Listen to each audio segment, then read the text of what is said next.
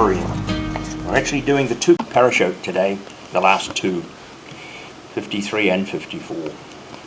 But I'm focusing primarily on YHVH here. That's Devarim, chapter 32, verses 1 to 52. In our last episode, I looked at how Moshe called upon both heaven and earth as witnesses to his treaty or covenant that he was making on behalf of Yahweh. First reason that why Yahweh wanted heaven and earth as witnesses was because there was no created being higher than Yahweh himself upon whom he could call to stand as a witness. The second reason is because Yahweh needed witnesses who would last longer than just one generation. As we are told later by Yeshua himself in Matthew chapter 5 verse 18, "Indeed I tell you, that until heaven and earth pass away, not so much as a yud or a stroke will pass from the Torah." That is, not until everything that must happen has happened. So from Yeshua's own words we see that heaven and earth will remain as witnesses to the Torah of Yahweh right through until the end of time. The third reason that the two witnesses were chosen is because Israel would be totally dependent upon both those witnesses for everything that they set out to do. All their crops required sun and rain from heaven, and they needed good workable soil from the earth. So these three reasons why Yahweh called upon two natural witnesses would remain as long as the Torah existed, as we see in Deuteronomy chapter 31 verses 18 and 19.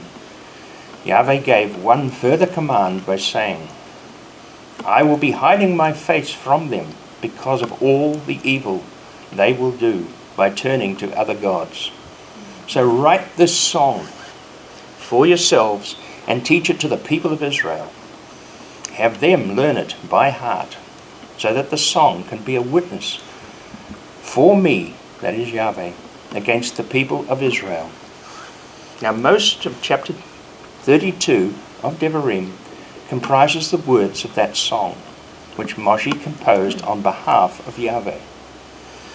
While it is called a song, it may have been sung by the people, but we have no vocal rendition of it. But the actual words are structured very much akin to that of a poem. So having read all the words of that song this morning in our readings, I will simply comment on each of the stanzas as we go through that song. And hopefully that'll give an understanding of the body of the message. So everything that's said in this song we must remember is reflecting back as if it's the voice of Yahweh that's speaking. So the Song of Moshe, starting with stanza 1, and I'll put the stanzas up, which are the actual verses for each of these stanzas.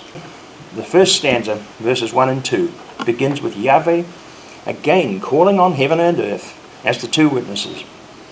That is, Israel is to listen to the words of Yahweh's mouth. Those same words were to fall like rain and dew on the ground, because his Torah will nurture his people all the time they are in Eretz-Yisra'el. Then the second stanza, verses 3 and 4, draws attention to the rock, whose actions are always perfect. As Shaul says, looking back at the rock, we see that he was the Messiah. So we see that even before Israel entered the land of Israel, Yeshua was already with them, even though they did not know him as Yeshua or as their Mashiach. Moving on to the third stanza, verses 5 and 6, force Israel to reflect on the reality that they are the ones that are going to step out of line, not Yahweh. He speaks correctly, but they are a crooked and perverted generation. which is reflected by Yeshua's own words about his generation, who of course were lacking completely in wisdom. Then in verse 6 we see that the unifying words that refer to Yahweh as their Father, Creator, and the one who prepared them to enter into Eretz-Yisra'el. The fourth stanza, verses 7 to 9, changes direction by calling Israel to reflect back on all that Moshe had actually laid before them. They were to consider carefully how the nations surrounding them had been placed in their various territories at the behest of Yahweh. Each nation was assigned its borders that somehow reflected the population of Israel. Moshe records the genealogical lists in Bereshit or Genesis chapters 10 and 11 of a total number of 70 people groups or nations, including Israel. That number also is reflected in the number of individuals who, from Jacob's family, went down to Egypt. Even though Israel were counted as part of those 70 national groups, Yahweh always kept Israel apart from all the other nations as his own possession. The fifth stanza, verses 10 through 11, speaks about the first generation of Israel in the wilderness and how Yahweh cared for them, even though he gave the edict that all over 20 years of age would die in the wilderness. Yahweh cared for Israel like a mother eagle, even though that generation had been totally contemptuous towards Yahweh. He never fully abandoned them. The sixth stanza, verses 12 to 14, we see the focus appears to switch from that first generation to the life of a later generation, which is not actually stated which one, but they were living in Eretz-Yisra'el. They are enjoying the bounty that Yahweh had provided, and it speaks of the abundance of food in various forms which they were able to enjoy. The seventh stanza, 15 through 18, the mood changes yet again, and Israel, having become comfortable and complacent with their lifestyle, in their complacency, they abandon Yahweh and scorn the rock, that is Yeshua, who led them. However, their behavior became apparent through their turning and following other gods, which they'd previously never known. The trap Israel fell into is the one that Shaul also warns about in the first century when he's speaking to the Gentile believers in Galatians chapter 4, verse 9. Now, you know God, and more than that, you are known by God. How is it then that you turn your backs to those weak and miserable elemental spirits? Do you want to be enslaved by them once more? So we see Israel had the same problem. They were turning to elemental spirits, just as the people in the first century Messianic community, some of which were doing. Israel, having seen what Yahweh had done for their fathers in bringing them out of slavery, ignored all that Moshe had taught them. They turned their backs on Yahweh. And as the stanza concludes with the words in verse 18, you ignored the rock who fathered you. You forgot God who gave you birth. All they needed to do was acknowledge Yahweh and the Torah. And in the eighth stanza, verses 19 through 21, this one focuses on how Yahweh reacted to the provocation by his people. As it says, he was filled with scorn because Israel's contempt by turning towards other gods. He, Yahweh, finally turned his back on his own people. As Devarim 31:16 to 18 says, when they are with those gods, they will abandon me and break my covenant, which I have made with them. Then my anger will flare up, and I will abandon them, and I will hide my face from them. They will be devoured and many calamities and troubles will come upon them. Then they will ask, haven't these calamities come upon us because God isn't with us? But I will be hiding my face from them because of the evil, all the evil that they have done in turning to other gods. Now, during the 1900-year-long exile among the nations of the West, Yehuda also suffered greatly because of the actions of the previous generations and the actions of that first century generation, particularly. As Shaul again says, speaking of that same first century generation, reminding them, listen to the words of this stanza. As he said in Romans chapter 10, verse 19, I will provoke you to jealousy over a non-nation, over a nation void of understanding. I will make you angry. The 9th stanza, 22 to 23, are reflected through the words spoken by Psalm 50, verses 3 and 4. Our God is coming, not staying silent, with a fire devouring ahead of him, a great storm raging around him. He calls to the heaven above and the earth in order to judge his people. So here again we see these two witnesses are going to be judges against Israel themselves. Again we see how Yahweh calls upon heaven and earth in order to judge his people. At no stage did they escape his wrath any more than any other nation will in the age to come. Because their contempt towards his Torah, Israel was twice thrust out of Eretz-Yisra'el into exile. Which brings us to the 10th stanza. Verses 24 and 25 is really a continuation of the 9th, with ever-increasing levels of punishment, which Yeshua spoke through the words of Matthew chapter 24, verse 19 through 21. He said these words, pointing forward to the destruction of that second temple. What a terrible time it will be for a pregnant woman and nursing mothers. Pray that you will not have to escape in winter or on Shabbat. There will be trouble then worse than there has been from the beginning of the world until now, and there will be nothing like it again.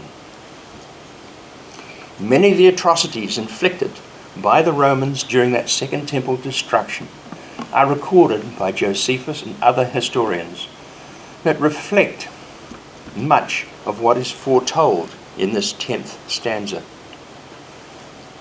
Moving on to the 11th stanza, verse 26 and 27, Yahweh again considers erasing his people, just as he had done back in Exodus chapter 32, verses 9 and 10, after the golden calf incident, when he said to Moshe, I have been watching these people, and I can see how stiff-necked they are.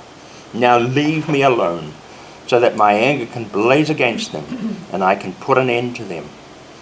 What will I do? I will make a great nation out of you instead.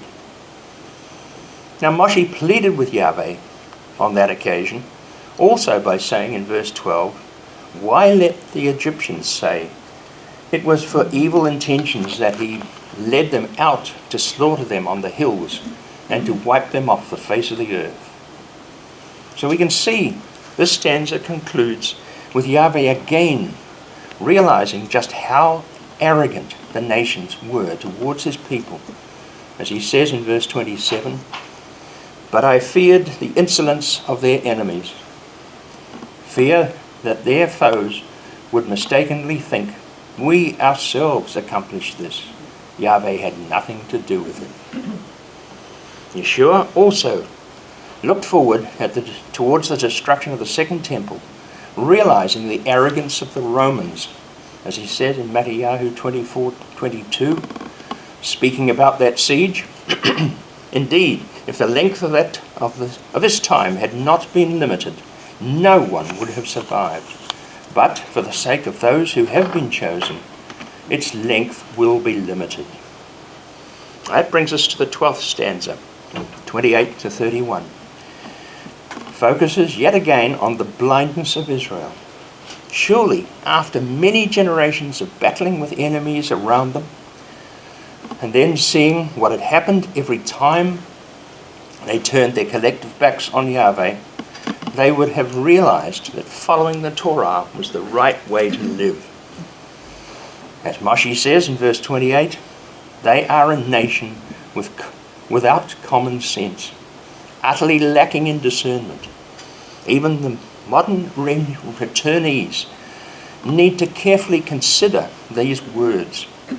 After all, in verse 30, he says, how can one chase 1,000 and two put 10,000 to rout, unless Israel's rock sells their enemies to them, unless Yahweh's hand is over their enemies. 4 major wars besieged the modern state of Israel after it came into existence in 1948. Each time they repelled the 5 Arab nations in a matter of days. Each time they started on the back foot, particularly in the 6-Day War in 1967, and again in 1973, which was the Yom Kippur War. It began on that very day. Yet, Israel repelled their enemies only because their rock came to their defense. As verse 31 says, for our enemies have no rock like our rock. Even they see that fact. Now the Arab nations still harbour an unending desire to see Israel pushed out into the Mediterranean Sea. They want an end to Israel as a state completely. Yet they all know that the rock of Israel is the one that defends them when they go to war. Looking at the 13th stanza, verses 32 to 34, it changes direction again completely by turning the spotlight on the nations, likening them to Sodom and Gomorrah. In response, Yahweh says in verse 34, isn't this hidden with me, sealed in my storehouse? Yahweh has been extremely patient with the nations. He has allowed them to flex their muscles against his people on many occasions. Yet every time he has repelled that attacking nation. The only times when Yahweh has allowed his people to be overpowered by the enemy forces have been occasions when Yahweh himself brought those nations against Israel for the purpose of disciplining them, and because of their own errant ways. The destruction of the first and the second temples, and of course the desecration by Antiochus Epiphanes, are 3 occasions when Yahweh has sent his people into exile at the hands of the nations. But each time it was Yahweh who brought about the demise of Israel's communal structure. So moving on to the 14th stanza. This one is only one verse long. In verse 35, Yahweh makes clear to the nations that they have tried to take down Israel at any stage in history will also get their well-deserved comeuppance from Yahweh himself.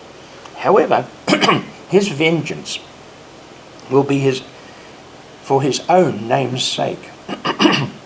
The calamity that Yahweh will inflict upon the nations will occur when he alone deems it to be the right time. As Yeshua himself said when he was departing from the Mount of Olives to sit at the right hand of his Father. His Talmudim wanted to know if he was going to deliver them from the Roman yoke right there and then. And he says in Acts chapter 1 verses 6 through 8, they said to him, Lord, are you at this time going to restore self-rule to Israel? He answered, you do not need to know the date nor the times. The Father has kept these under his authority. But you will receive power when the Ruach HaKodesh comes upon you, and you will be my witnesses both in Jerusalem and in all Yehudah and Shomron, indeed to the ends of the earth. They had no idea how long it would be between Yeshua's departure and his return. That 2,000 years would pass was never made known in the first century. And even today, we still do not know the actual day nor the time. It still has not been revealed. And that brings us to the 15th stanza. Verse 36 through 39 is a complex one, in which it appears to range over many circumstances confronting Israel. It appears from the words that Israel once again will find themselves exposed to the whims of the nations. Has that already occurred? When we reflect back on the events that took place during the Shoah, the Holocaust, and consider the brutality that was brought against Yahweh's people, we see that during that period, to a large extent, their strength had gone, and they were heading towards no one being left. But certainly in verse 36, Yahweh did take pity on his people. Then just 3 years after the Shoah ended, Yehudah returned to Eretz-Yisra'el. And as Yeshayahu or Isaiah says in 66 verse 8, who ever heard of such a thing? Who has ever seen such a thing? A country born in one day. Is a nation brought forth all at once? For as soon as Zion went into labour, she brought forth her children. That was the second time Yehudah had returned to the land, and now it has been re-established and has become an independent nation. The first return after the destruction of the first temple saw Yehudah ruled from afar, firstly by the Persians, followed by the Greeks, and finally the Romans, before being exiled again in 70 CE. But this time, the modern state of Israel is a sovereign nation. It stands in its own right. So the next thing that must still occur is for the people to be able to return to a truly Torah-based lifestyle. However, in this 15th stanza, Yahweh also asks two questions in a manner that suggests Moshe. It was Moshe whom Yahweh was challenging on behalf of Israel when he says in verse 37, Yahweh asks, where are their gods, the rock whom they trusted? And verse 38, who ate the fat of their sacrifices and drank the wine of their drink offerings?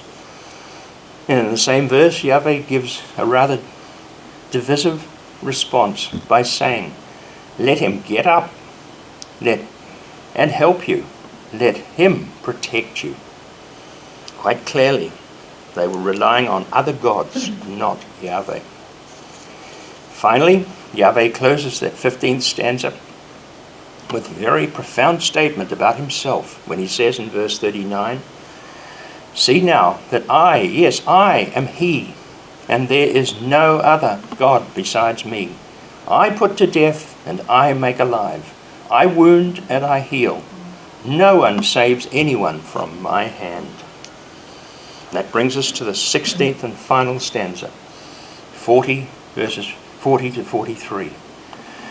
There's a confirmation of Yahweh himself, that he and he alone will bring to an end, and who stands against him and his people Israel. No nation will be spared. He will sharpen his sword and render vengeance against all his foes. He will repay their hatred towards his people with complete destruction. Then in Ezekiel chapter 37 verses 23 to 28, Yahweh brings closure on the whole matter when he says, they will never again defile themselves with their idols, their detestable things, or any of their transgressions. But I will save them from all the places where they have been living and sinning, and I will cleanse them so that they will be my people, and I will be their God. My servant David will be their king over them, and all of them will have one shepherd. They will live by my rulings and keep and observe my regulations. They will live in the land I gave to Yaakov my servant. Where your ancestors lived, they will live there also. They are their children, their grandchildren forever. And David my servant will be their leader forever. I will make a covenant of peace with them, an everlasting covenant. I will give them increase their numbers, and set my sanctuary among them forever. My home will be with them, and I will be their God, and they will be my people. The nations will know that I am Yahweh, who set Israel apart as holy, when my sanctuary is with them forever. Now that brings us to the end of this very intense song or poem that Moshe was told that he had to sing to the people of Israel. They were to sing it on a regular basis as a constant reminder of who they were and what Yahweh expected of them. The whole chapter was effectively an epilogue to the whole treaty document that is the book of Devarim. It also served as an encapsulation of what all that Yahweh had laid before them in the earlier parts of the book of Devarim. It could also serve as the end of the book. But the next parashah is like a postscript in the form of a blessing on each of the tribes. The blessing Moshe gave to each of those tribes is similar to what Yaakov gave to his 12 sons when he was about to die. The blessing given by Yaakov was delivered at the end of the patriarchal era, while Yaakov was in Egypt. His blessing, like those from Moshe, were directed of the various sons, and Moshe is directing his blessings towards the tribes. All these things are going to be fulfilled in the Acharet HaYomim. So having delivered his final blessing, Yahweh then commands Moshe to go up to the Aravim range, to Mount Nebo. There he looks out over the whole of the Canaan, which Yahweh is giving to his people. Next, Yahweh said in chapter 32, verse 50, "On the mountain, as you are ascending, you will die, and be gathered to your people, just as Aaron your brother died on Mount Hor and was gathered to his people." Finally, in chapter 34, verses 7 through 12, we're told Moshe was 120 years old when he died. His eyes were undimmed and his vigor undiminished. Then the people of Israel mourned Moshe on the plains of Moab for 30 days. So the book of Devarim draws to a close, with YHVH taking up the mantle of responsibility for the people of Israel. As we read from the first 2 verses of the book of YHVH, after the death of Moshe, Yahweh said to YHVH, "Moshe, my servant, is dead. So now get up, cross over the Yarden, and you and all the people into the land that I am giving them." So YHVH led Israel into the territory Yahweh had promised to Abraham 470 years earlier. So in conclusion, as a fitting epitaph, we conclude with the words of Shaul from Hebrews chapter 11, verses 24 through 27. By trusting, Moshe, after he had grown up, refused to be called the son of Pharaoh's daughter. He chose being mistreated along with God's people rather than enjoying the passing pleasures of sin. He had come to regard abuse suffered on behalf of the Messiah as greater riches than the treasures of Egypt. For he kept his eyes fixed on the reward. By trusting, he left Egypt, not fearing the king's anger, and persevered as one who sees the unseen. And the final words from Yeshua himself, "If you really believe Moshe, you would believe me, because it was about me that he wrote. But if you don't believe what he wrote, how are you going to believe what I say? Shabbat Shalom.